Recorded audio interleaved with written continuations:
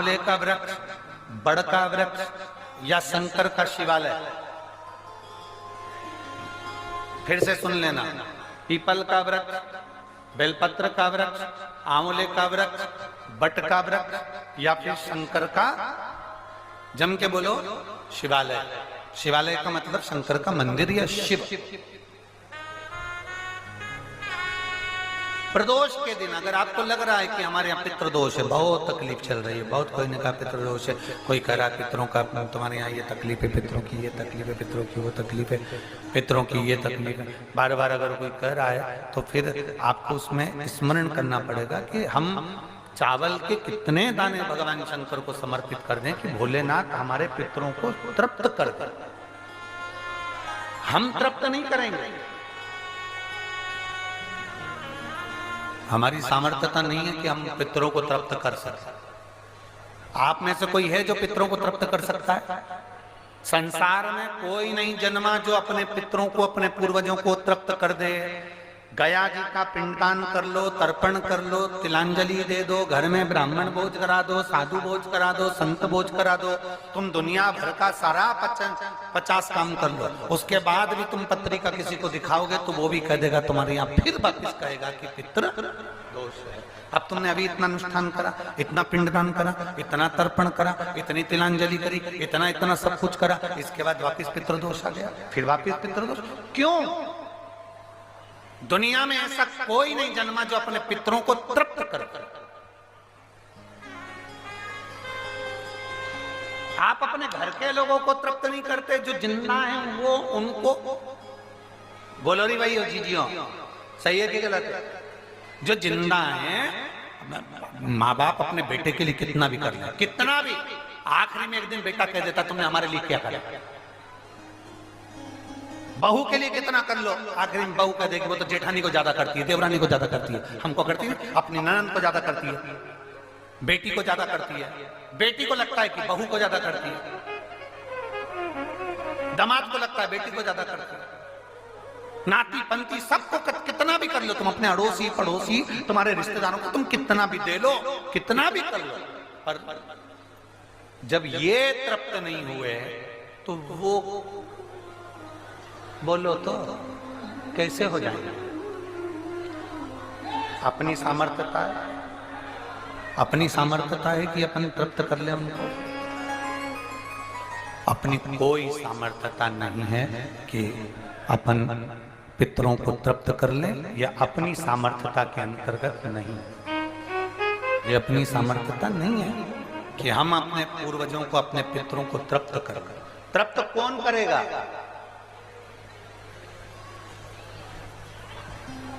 जिनकी शरण में पितृ है, वास्तु के देवता भगवान शंकर, काल सर्प दोष के देवता भगवान शंकर, जितने दोष होते हैं पितृ दोष के देवता भगवान शंकर, तो हम तृप्त नहीं कर सकते। अगर इनको तृप्त करेंगे तो देव अधिदेव महादेव करेंगे। आप 7 चावल के दाने, या तो पीपल, बेलपत्र, आंवला, बटवृक्ष या फिर शिवालय, प्रदोष के दिन 7 चावल के दाने आप इन जगह में से कहीं पर भी अगर आप समर्पित कर देते हैं तो उसके बाद आप जो जिंदगी जी रहे हैं, और 3 महीने फिर आप अंदाजा लगा कर देखना कि आपने जो 7 चावल के दाने इन स्थान पर अगर आपने समर्पित करे तो उसका फल पितरों को मिला कि नहीं मिला, और उसका फल हमें प्राप्त हुआ क्या? ये वो स्थान है जहां प्रदोष के दिन 7 अक्षत चावल का दाना भी हमारे पितरों को, पूर्वजों को तृप्त कर देता है। कौन कौन सा स्थान वापिस बोलेंगे सभी लोग? पहला पीपल, दूसरा बेलपत्र, तीसरा आंवला, चौथा बटवृक्ष और 5वां शिवालय, शंकर भगवान का स्थान। अब इसको समझना आपके ऊपर निर्भर है, समर्पित। कभी मौका लग जाए सारी दुनिया के लोग तुमसे कह रहे हैं तेरे घर में पितृदोष है, 1 रुपए कमाते हो 1.25 रुपए खर्च होता है, मानसिक टेंशन बना रहता है। घर में एक व्यक्ति बीमार है, ठीक हुआ, दूसरा बीमार पड़ गया, दूसरा ठीक हुआ, तीसरा बीमार पड़ गया, तीसरा ठीक हुआ, चौथा बीमार पड़ गया। मतलब कहीं ना कहीं पितृ का भाव, पितृदोष का वर्णन। किसी ने कहा तुमसे कि तेरे यहाँ पितृदोष है, तूने ब्राह्मण को भोजन करा दिया, पिंडदान करा दिया, तर्पण करा दिया, तिलांजलि करा दी, गया जी का श्राद्ध कर दिया, हरिद्वार चली गई, वहां पिंडदान करवा दिया, ब्राह्मण भोज करवा दिया, तिथि पर भोजन करवा दिया, सब कुछ करवा के एक काम और करके देख लो।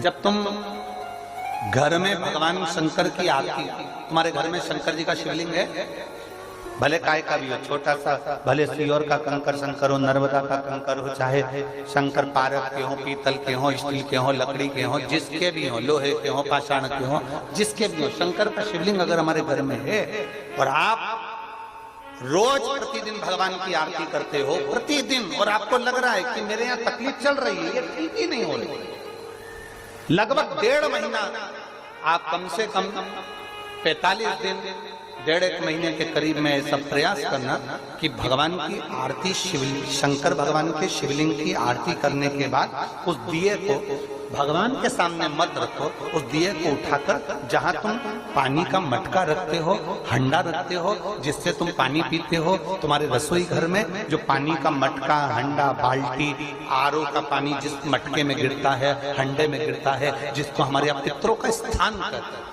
उस स्थान पर, उस मटके के पास में, हंडे के पास में, उस बाल्टी के पास में, जहाँ रसोई घर में पानी रखते हो, उस रसोई घर में पानी जहाँ रखते हो, उसके पास में उस दिए को भगवान के सामने नहीं रखना। आरती उतारने के बाद उस दिए को ले जाके सीधे परिंडे के पास में, उस हंडे के पास में, मटके के पास में उसको रखो।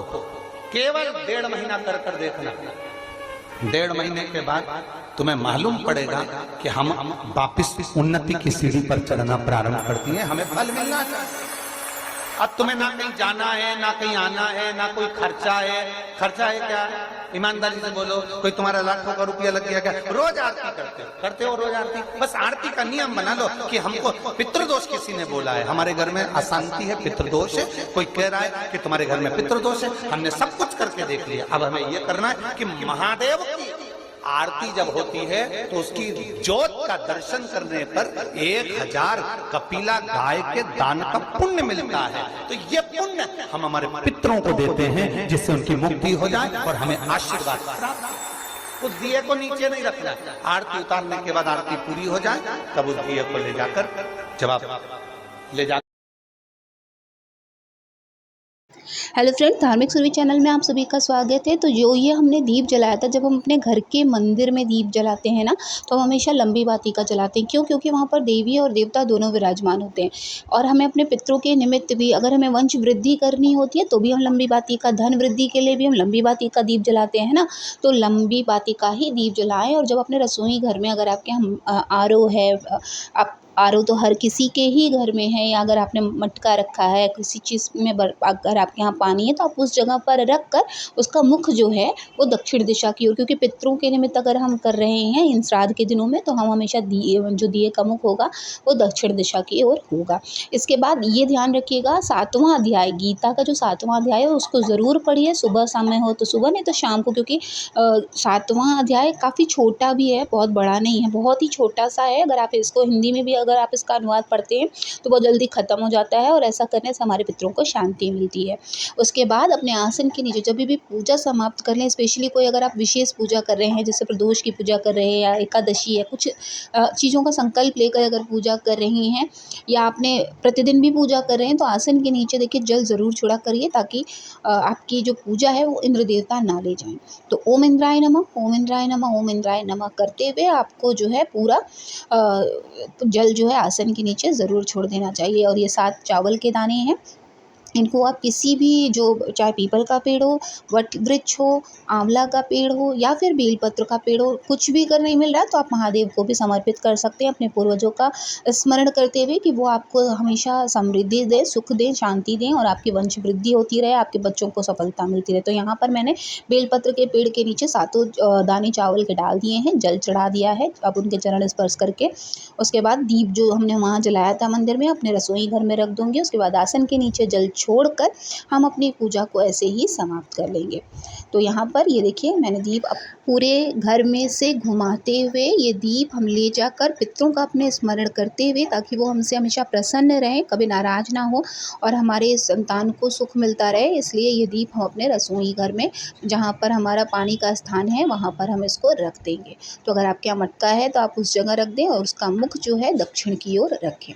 तो आई होप कि आपके लिए ये वीडियो बहुत यूज़फुल रही होगी। वीडियो अगर आपको अच्छी लगी हो तो प्लीज़ चैनल को ज़रूर सब्सक्राइब कीजिएगा। साथ ही वीडियो को लाइक और शेयर करना ना भूलें, ताकि हम आपके लिए हमेशा ऐसी ही वीडियोज़ लेकर आते रहें। मिलेंगे नेक्स्ट वीडियो में, तब तक महादेव की कृपा आप सभी पर बनी रहे। ओम नमः शिवाय। जय माता दी।